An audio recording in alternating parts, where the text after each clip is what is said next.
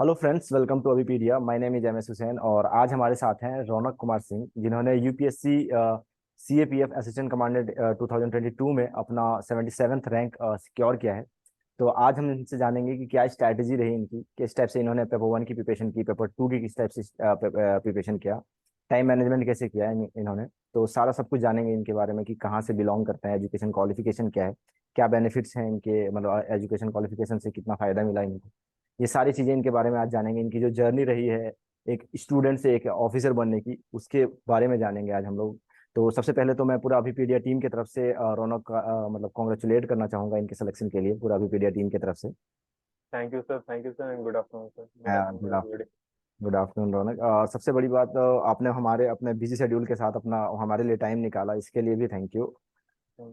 Ji thank Raunak, you sir. मैं आपसे सबसे पहले तो यही पूछूंगा कि आप मुझे ये बताइए कि जब आपने अपने रिजल्ट को देखा था तो क्या रिएक्शन था, और आपने सबसे पहले जिनको बताया उनका क्या रिएक्शन था। अब सर, क्योंकि इंटरव्यू 27 को खत्म हो गए थे और 29 या 31 के आसपास से ही माहौल बनने लग गया था कि अब रिजल्ट आएगा, 6 के पहले आ जाएगा, 4 को रिजल्ट आ जाएगा। तो एक तरह की वाइब बनी हुई थी कि रिजल्ट किसी भी दिन आ सकता है, लेकिन एक उसके कारण हर दिन टेंशन बिल्डअप होता था कि होगा नहीं होगा नहीं होगा। अल्टीमेटली मंडे को यानी 7 तारीख को रिजल्ट आया और कोइंसिडेंटली 7 अगस्त को ही एग्जाम भी हुआ था। जी तो सर मैं दोपहर का ही 3 बजे के करीब समय होगा, मैं मतलब कुछ ना पढ़ वढ़ के अपने दोस्त के कमरे में ऐसे जाके हम लोग बातचीत कर रहे थे। मैं कहा जी यार लाओ रिजल्ट देखते हैं। तो लकीली जैसे ही मैंने रिफ्रेश किया तो पहले यूपीएससी के जिस पे सीपीएफ के पेज पे फाइनल रिजल्ट आया, दोबारा रिफ्रेश किया तो पीडीएफ की लिंक आ गई। जी जी मैंने खोला क्योंकि मुझे पता था जब फिजिकल के रिजल्ट आए थे तो एक ही रौनक कुमार सिंह था। जी। तो मैंने बस रौनक कुमार सिंह नाम सर्च किया और 77 and I was for a 5 minutes I would say I would नाम कि चलो हो गया, कुछ अच्छा हो गया। फिर मैंने सबसे पहले अपने मम्मी पापा को बताया and they were on cloud nine पे, मतलब बहुत बहुत खुश थे। उसके बाद तो फिर कई कॉल्स आने लग गए और मतलब फिर तो दोस्तों के साथ, क्योंकि मैं इस समय दिल्ली में हूँ, पेरेंट्स से दूर हूँ। तो जी फिर घर से कॉल, गांव से कॉल, दोस्तों के कॉल, फिर तो लंबी कॉल्स की लिस्ट आ गई। जी। मतलब आप मुझे ये बताइए कि क्या चेंजेस है पहले के लाइफ में, जो एक एस्पिरेंट्स का लाइफ होता है और एक जो ऑफिसर की लाइफ होती है, उसमें क्या चेंजेस देखने को मिला है आपको। सर, क्योंकि ये एग्जाम एक दिन का नहीं है सर, जी एग्जाम प्रोसेस ही 1 साल का है, तो हम ये नहीं कह सकते कि एक दिन की सक्सेस है। उसी तरह से अगर ये एक दिन की सक्सेस नहीं है तो एक इंसान की भी सक्सेस नहीं है सर, ये बिल्कुल कलेक्टिव सक्सेस होती है सर। बिल्कुल बिल्कुल। इसमें पेरेंट्स का रोल है सर, जो साथ रहते हैं उन दोस्तों का रोल है, आपके रिलेशनशिप, भाई बहन, सबका रोल होता है सर। जी बिल्कुल। तो जो चेंजेस है सर, वो एक्सेप्टेंस तो फैमिली वालों में आज भी वैसे ही कि हमारा लड़का है, मेहनत करता है, हमारा दोस्त है, ये मेहनत करता है। जो एक जोन के बाहर, एक सर्कल के बाहर का जो एक्सेप्टेंस है जी जी कि फलाने का लड़का है, इनका लड़का अच्छा कर गया, ये कर गया, तो सबसे बड़ी जो चेंज यही दिखती है कि एक हम्बलनेस जो मुझे मतलब हमेशा चाहिए थी कि despite getting a position I wanted to maintain that humbleness. वो सबसे अच्छा, और उसके रिस्पॉन्स में जो लोगों का रिस्पॉन्स आता है कि नहीं बेटा तुम अच्छा करोगे, ये करोगे, वो सबसे अच्छी चीज लगती है सर। क्योंकि पिछले 2-3 साल जब तक मैं प्रिपरेशन कर रहा था बिल्कुल कट ऑफ था जी सोशल मीडिया से। मैंने रिजल्ट वाले ही दिन सारा सोशल मीडिया ऐप डाउनलोड किया और वहां पोस्ट। उसके बाद तो सर बिल्कुल, जी। जिसको कहते हैं एक एक्सेप्टेंस अच्छा लगता है। बिल्कुल बिल्कुल, यही तो मतलब एक होता है ना कि आपके मेहनत का फल है ये।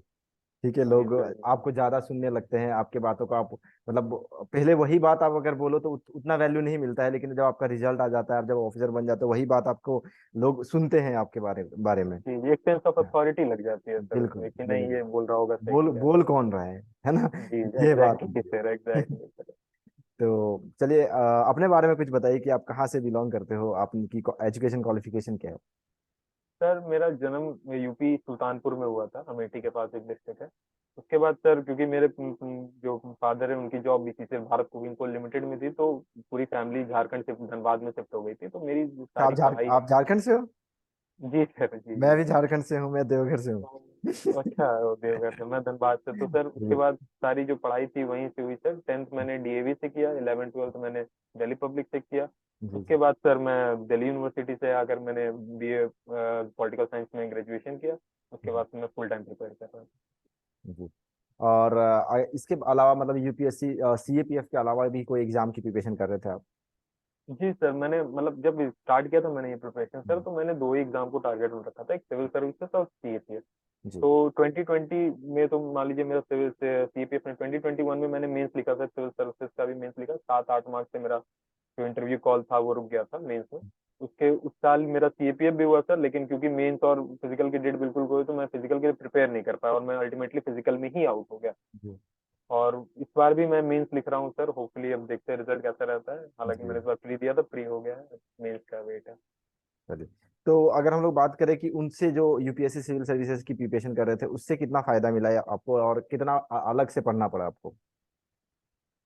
सर एग्जाम अगर हम इसको वर्टिकल देखें, अगर इस एग्जाम का सीएपीएफ का, तो हम एक चीज जानते हैं, आपको एमसीक्यू सॉल्विंग आनी चाहिए कि आप एमसीक्यू सॉल्व करना, आपको 125 क्वेश्चन है उसको आपको सॉल्व करना है। जी सिविल सर्विसेज में 100 क्वेश्चन है, वो सॉल्व करना है, सीसैट का पेपर सॉल्व करना है।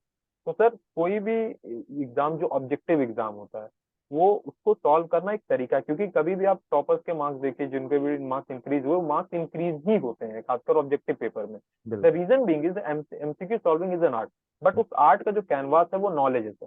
जी जी। आपका एक अच्छा ग्राउंड होना चाहिए नॉलेज पे, अगर आपके पास एक अच्छा नॉलेज, इसीलिए हम कई बार देखते हैं जो सिविल सर्विसेज के प्री हैं, कई बच्चे बार बार बार बार निकाल निकाल लेते हैं। लेते बिल्कुल, लेकिन मेंस में जी, अटक कुछ जाते हो। मेंस में कई बार अटक जाते, उसी तरह सीएपीएफ में भी कई बार बच्चे ऐसे होते हैं जिनके मार्क्स पेपर वन में इंक्रीज ही होते हैं आगे चल के। जी तो बिल्कुल। बिल्कुल एक बेसिक आपको अपना बेस जो है, नॉलेज लेवल बेस, उसको अच्छा करना पड़ेगा, उसके ऊपर फिर प्रैक्टिस काम आती है सर। जी तो जी। सिविल सर्विसेज में की जो पढ़ाई थी सर, और इसका जो सिलेबस ओवरलैप था सर, इस वजह से मुझे सिविल सर्विस और इस दोनों की पढ़ाई सेम ही थी सर।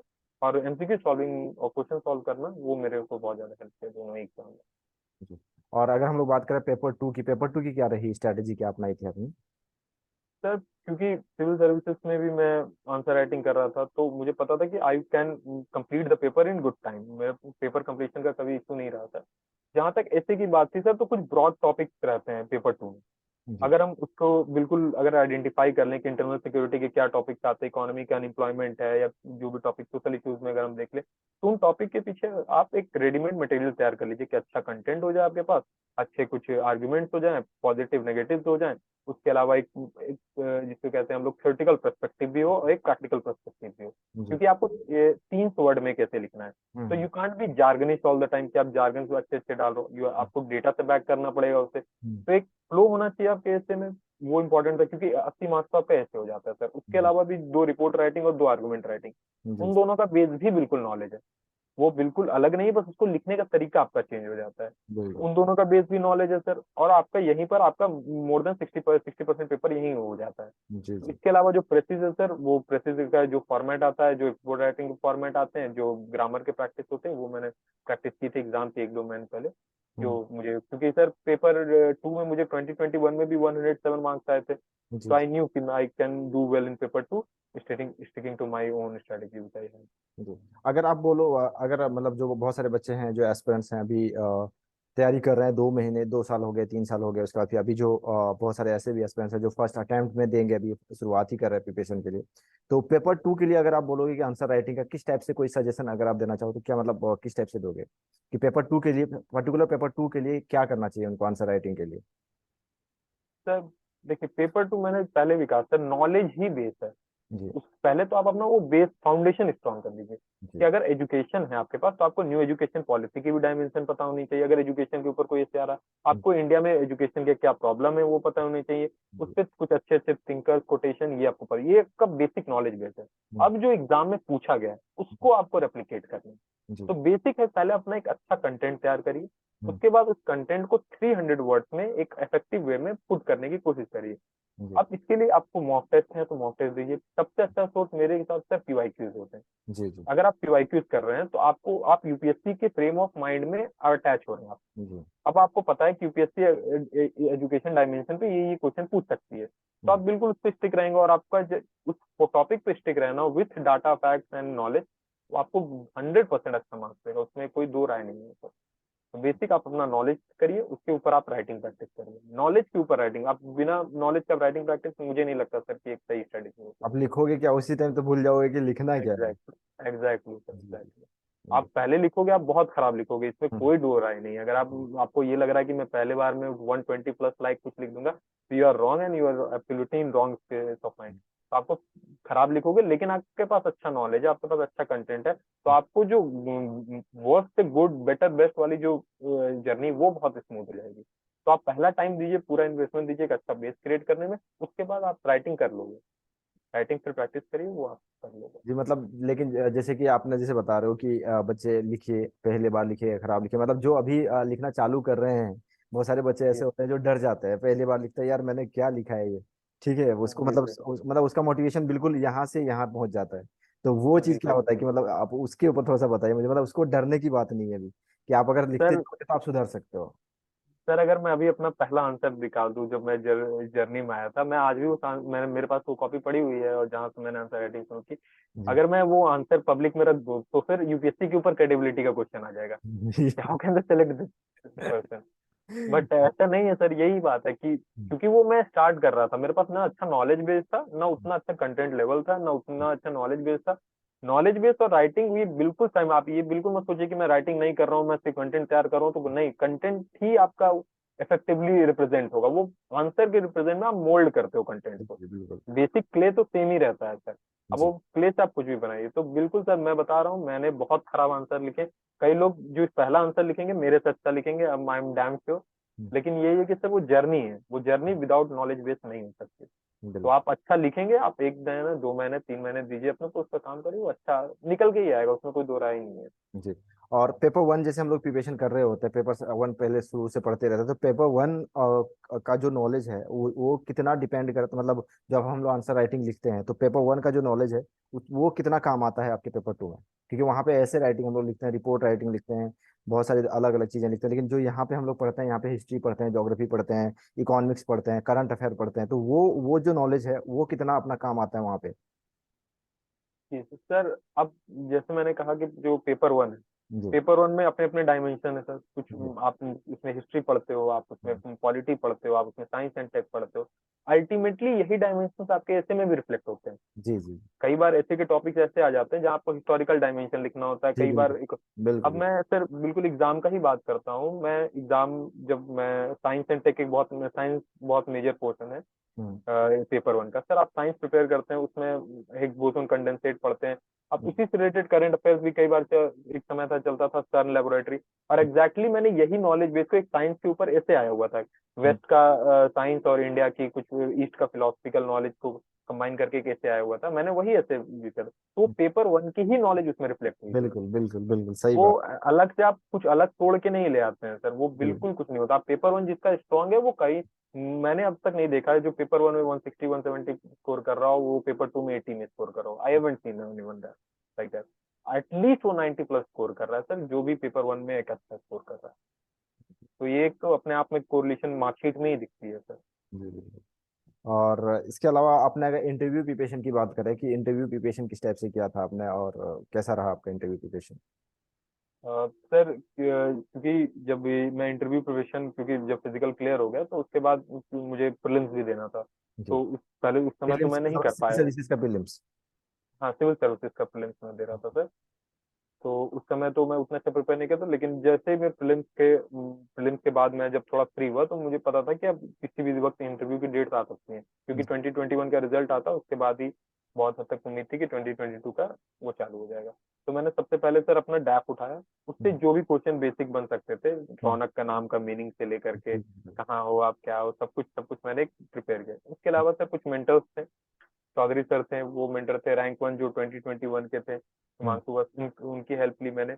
और सर आप इंटरव्यू प्रिपरेशन एक ऐसा है ना, क्योंकि आपको अपनी पर्सनालिटी जज करानी है। जी जी तो बिल्कुल। आप तो एक जज हो सकते हो पर्सनालिटी के, लेकिन आपसे बेटर जज आपका सामने वाला होता है। बिल्कुल जज तो वही करेगा आपको ना। जज तो वही करेगा सर। तो मैंने मॉक इंटरव्यूज जो दिए, अभी पीडिया पे मैंने मॉक इंटरव्यू, प्रोफेसर साहब सर ने मॉक इंटरव्यू दिया था, तो मैंने मॉक इंटरव्यू खुल के दिए, क्योंकि मुझे पता है कि मैंने एक रेडीमेड आंसर तैयार कर लिया है, लेकिन वो ऑर्गेनिक तभी लगेगा, वो मेरे पर्सनालिटी के साथ तभी अटैच होगा जब तक मैं उसको स्पीक आउट नहीं करूंगा किसी के बिल्कुल। सामने। हम्म। क्योंकि जज तो सामने वाला करेगा ना, आप में बिल्कुल। मुझे अपनी पर्सनालिटी में शायद ही कोई फ्लॉ दिखेगा, लेकिन बिल्कुल। जो जज करने वाले वो तो पकड़ेंगे। तो जी। उसमें आपको नहीं शर्माना, मैं किसी जो भी आगे चल के कभी इंटरव्यू करेंगे तो आप बोलने में बिल्कुल, मतलब जिसको वो कहते हैं, बिल्कुल फोकस करिए कि मुझे बोलना है।